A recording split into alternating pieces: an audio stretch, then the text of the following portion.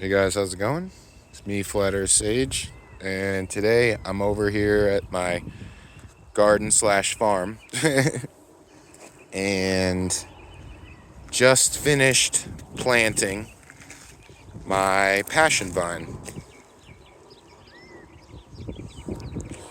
And hopefully, the idea is that I'll be able to successfully contain it within this raised bed here. And then I'm going to plant like smaller understory crops because this thing's going to get to be at least 2 to 3 feet in height and probably close to maybe 2 to 2.5 feet in width. So I'm gonna get some hardware cloth set up around here next thing. But yeah, this is the passion vine, and what I did when I created these beds is I implemented a core gardening method, and I used a bunch of straw and pine shavings straight through the center of this, right through the middle. And what that basically does is acts kind of like a sponge. So when I water this, the plant's root should be able to get all the nutrients, get all the water that they need from this core here. And what I did is in the very middle of the core that I have set up, I dug out a circular space and planted this kind of like a mound, kind of, in a way, and made like this trench or moat around it. So that way, and the only reason I kind of planted it in a mound is because there were kind of a lot of surface roots to it. So I wanted to try to cover that up the best I could, and this seemed like the most feasible way of doing it. And so next time, whenever I go to water, all the water will it will get collected in this little trench here, and it should be able to be absorbed by the roots a lot better too. So with something like this, the benefit of the core gardening method is that I don't have to nearly water this as much. Of course, I'm gonna at least have to water it once a week, but I won't have to keep watering it like every day. So I got that, and I also got another thing that I picked up from the store, and I'm so glad to add this to the bed. This is chil- chilti chiltepin, I think is how you pronounce it, pepper. And this is alleged to be known as a landrace pepper, which is thought to be the pepper plant that all these other pepper plants strain from. And this would be like the one that our ancestors would have been picking way back in the day, would be growing and cultivating way back in the day. I think mainstream science says like this species is like over like 10 to 20,000 years old. I don't know if that's necessarily true, but one thing that is true is that this has been around for pretty much ever. And I've always been curious to try those little peppers on there. And I believe this is, 50,000 to 100,000 Scoville. So anybody who's been watching my gardening videos for a long time knows that, I'm really into growing pepper plants. And this is one that I'm really super excited about. So can't wait to try it. So we're going to go ahead and plant this in the ground.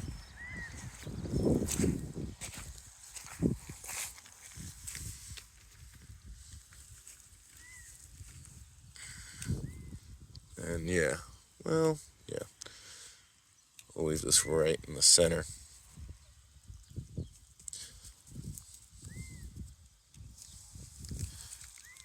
Benefit of planting these things right in the center too is, well, I mean, since this is a pepper variety, I don't really have to worry about too many pests or animals eating it, luckily. But give me 1 second to pull the plant out of the pot.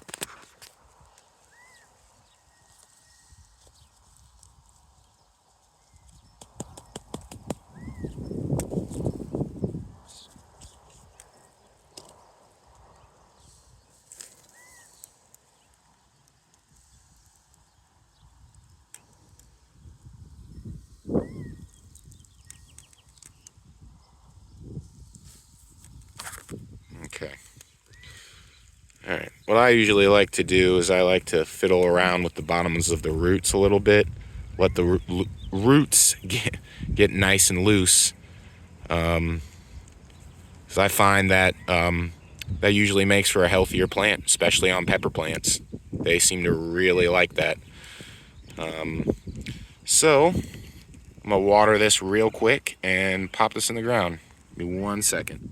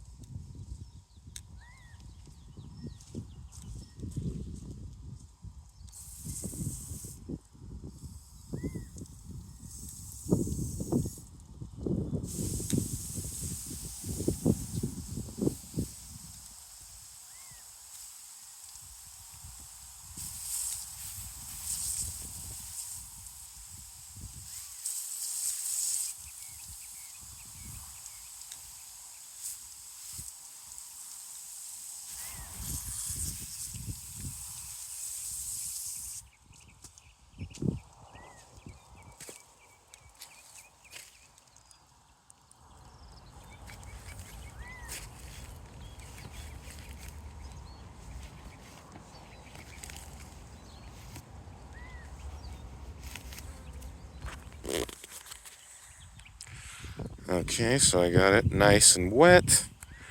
Go pop it in this hole here.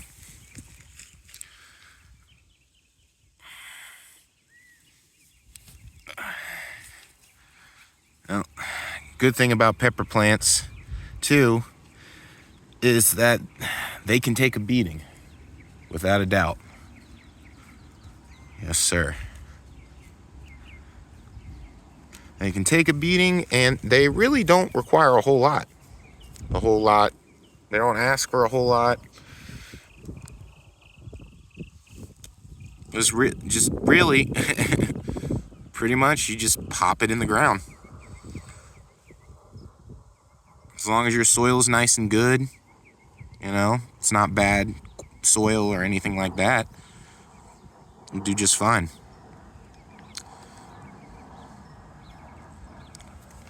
So I'm gonna go ahead and quickly backfill this real quick.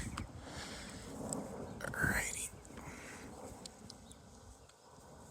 Backfilling, very important. You want to provide really, really good soil contact with the roots.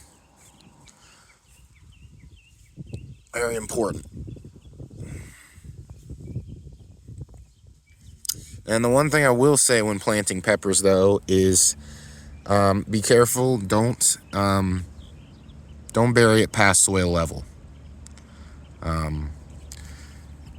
Some plants are okay with that. Some plants you can kind of do that sort of thing.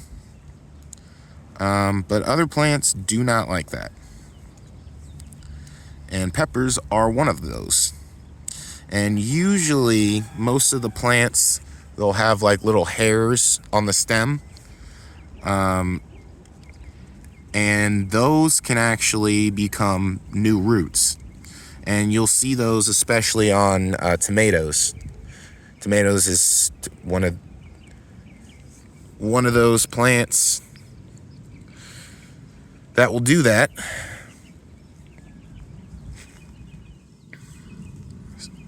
1 second, guys.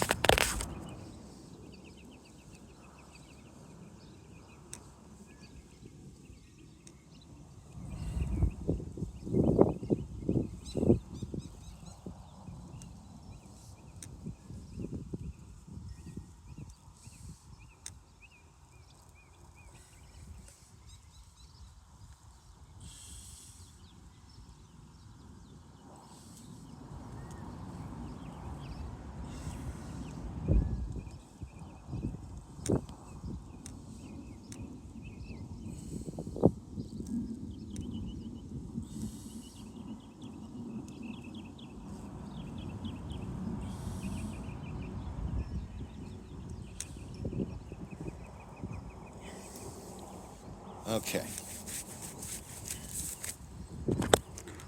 All right. There we go. Now, one thing I'm going to do, and you guys might think I'm crazy,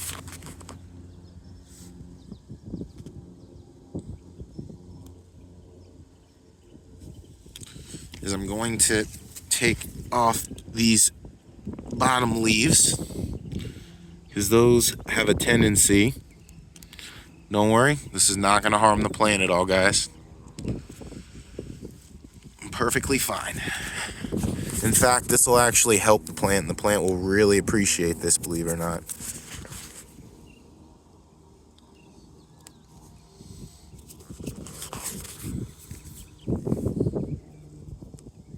What I'm basically doing right now is kind of like picking off these little bottom leaves, and what that's going to basically do, it's going to allow for better airflow,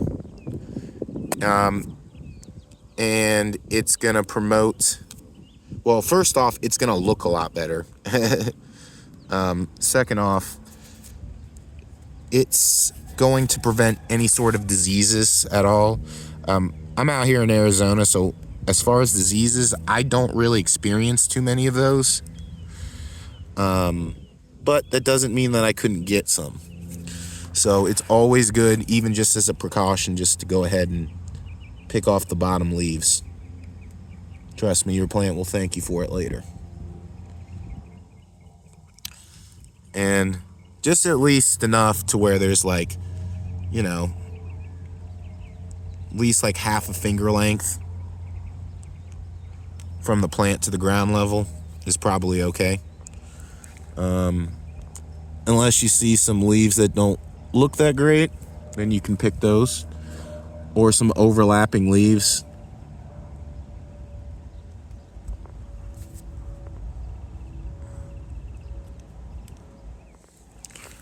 There we go. There we go. And that should work out pretty well. Plant should do perfectly well here in its new home.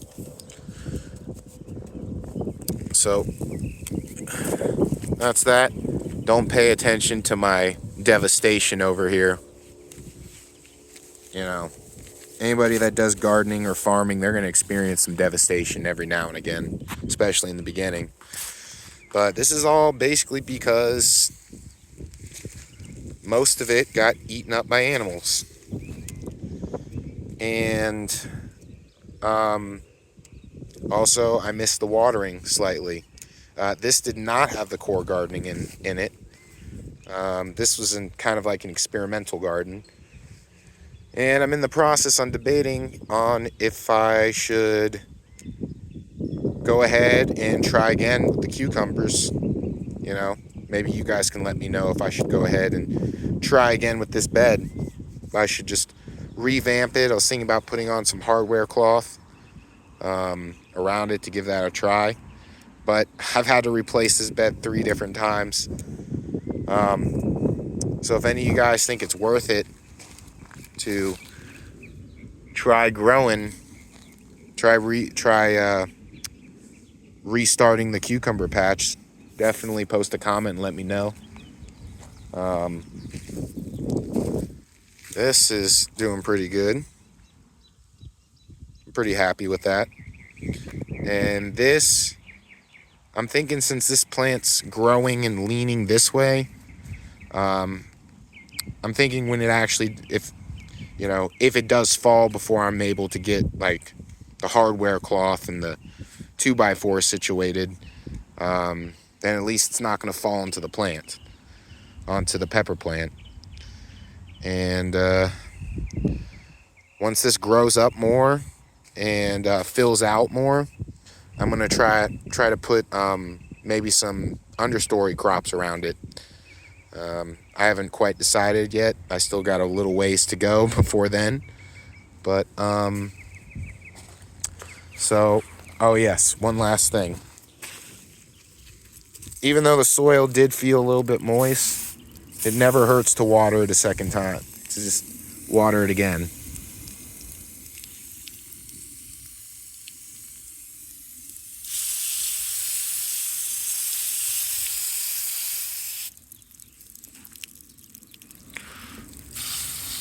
Definitely want to make sure you water it in.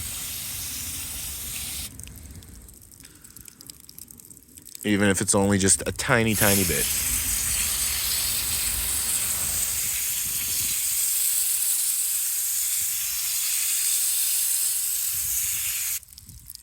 There we go. Now we're going to check on the blueberries. Over here. This right here, there's a couple on there. You can tell the brown, it's not from me this time. It's actually because we had a whole crap ton of rain. Unusual amount of rain. So, we got those leaves. I'm going to go ahead and water this in nice and good.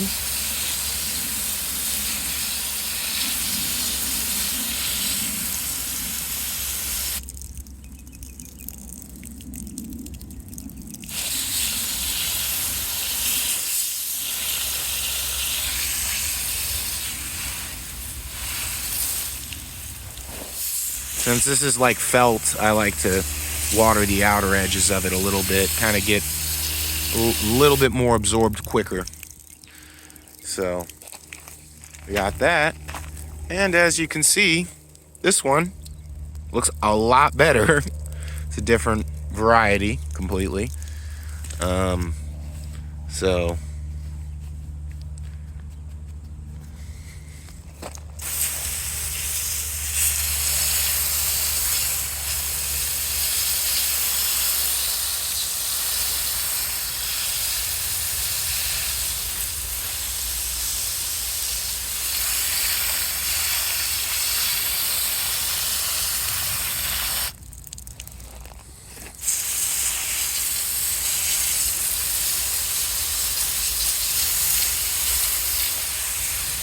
now water the outer edges of it. That whole bag nice and soaked, so it can stay hydrated for a little while and I don't have to keep coming out all the time. There we go. And just for good measure, water it in a wee bit more. Okay. So that should be good.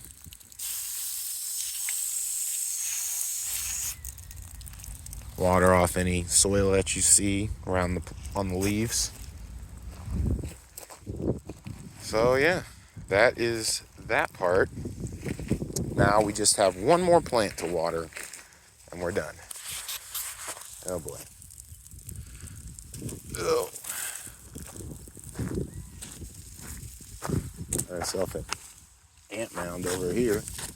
Careful about that.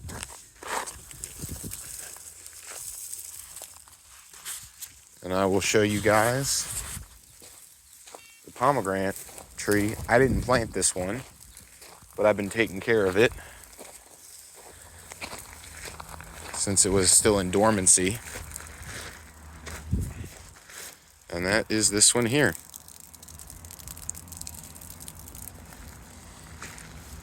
You see it's got some flowers over here.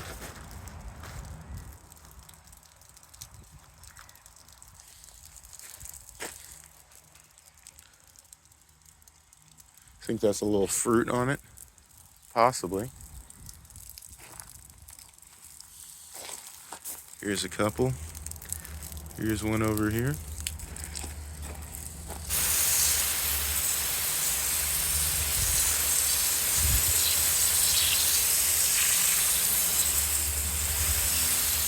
Give this bad boy a drink. The good thing about palms is they don't necessarily need a whole lot of water. I mean, if you give them a little too much, you know, it's not going to be a big deal, you know. But I wouldn't give them a whole bunch all the time. Usually, they appreciate a really good deep soaking. That way, this one, I don't usually have to water this for like 4, maybe 5 days after the watering. So, these are one of the plants that thrive out in the desert.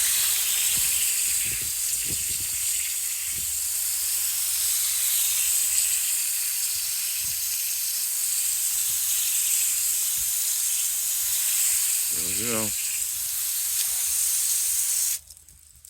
There we go. It's about all you want.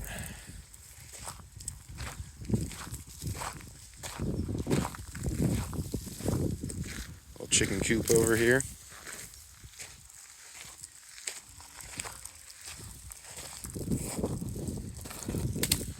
But that is basically that.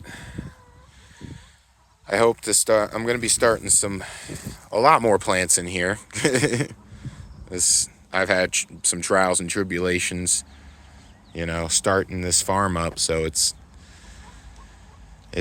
a process. It's definitely a challenge to grow in the desert, but I know my love for plants in the end will make me successful.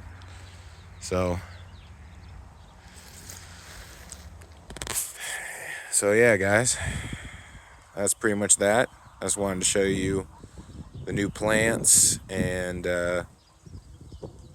let y'all see what I've been working on here at the farm. So I hope all y'all are doing well. You know, thanks for watching my video, and until the next one, peace.